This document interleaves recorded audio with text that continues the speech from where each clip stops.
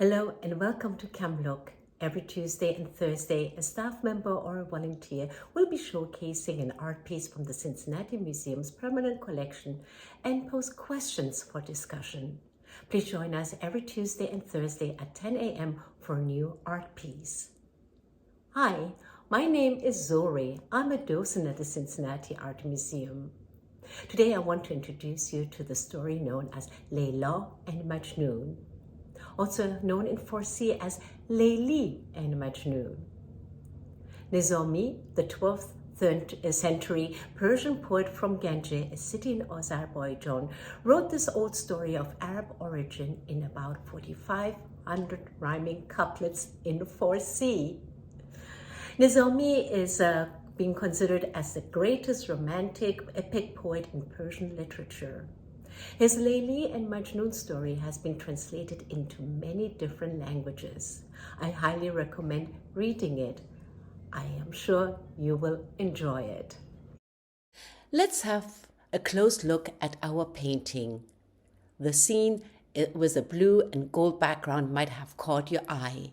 Maybe the animals got your attention or the two men.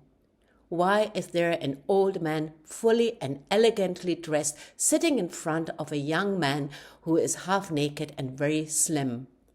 Just look at his very thin arms. They seem to be in a conversation. Why are the animals, a camel, two gazelles, a lion, a fox, and a rabbit surrounding them? This scene from the Layla and Majnun story shows Majnun's maternal uncle who has come with his camel to pay a visit to his nephew, trying to convince him to come back from living in the desert and among the wild animals. Why is Majnun living away from civilization, wearing only his blue pants and being close to starvation? It is all about love. In a nutshell, the story goes like this. Majnun's real name is Qais. This handsome boy was born to a prominent Arabian tribe lord.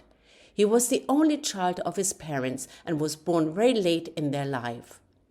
At the age of 8, he was sent to a school where he met Layla, another beautiful girl from another tribe. They fell in love. After noticing that there is something in the air, Layla's parents took her out of school. That was of no help, as Qais would go in front of the house and recite the poetry he had composed for her. Soon Qais was called Majnun, meaning the crazy one. Qais's father went to ask for Layla's hand for his son. Layla's father refused and said that he will not give his daughter to a crazy man. Majnun left town and started to live in the desert and mountains. He later heard that Layla was forced to marry another man. This made him even more determined to stay out of town. He rescued a couple of deer and gazelles from hunters as their eyes reminded him of Layla's eyes. The animals, realizing that this man is no harm to them, they befriended him. He was not like any other human being. He was the seeker of love. Majnun was at peace with them. He was okay with having hardly any food. He didn't need anything. All what he wanted was to be with Layla. Thus, many see this story being a spiritual story, especially how Nizami composed it. They see this love the way to unite with the Creator, the way of a Sufi. The painter, by painting the desert in a light blue, adding nicely arranged flowers to it and making the sky totally golden, might have interpreted it in that way too. The scene brings a sense of tranquility to the viewer. There is no shadow. Everything is light as light overcomes darkness. The artist has put Majnun on rocks that look like a carpet and give the viewer a sense as if he is floating, and thus putting him composition-wise also in a higher position than his uncle. The uncle brought food for Majnun, and Majnun gave his portion to the animals. There's no food on the cloth anymore. The painter has positioned the cloth in such a way that the viewer can see it empty. It reminds me of a wheel. The rabbit representing fear is running away. It is rather large and positioned above the head of the uncle. The gazelles at the bottom of the painting represent grace, love, beauty, and swiftness. They are at peace and facing each other. They are united.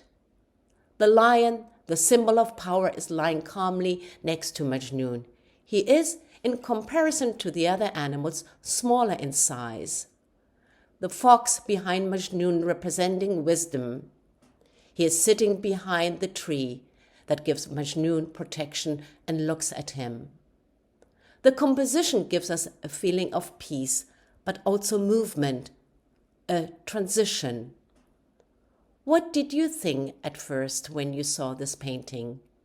What kind of an impression do you have now? Thanks for watching, and please share with us your thoughts.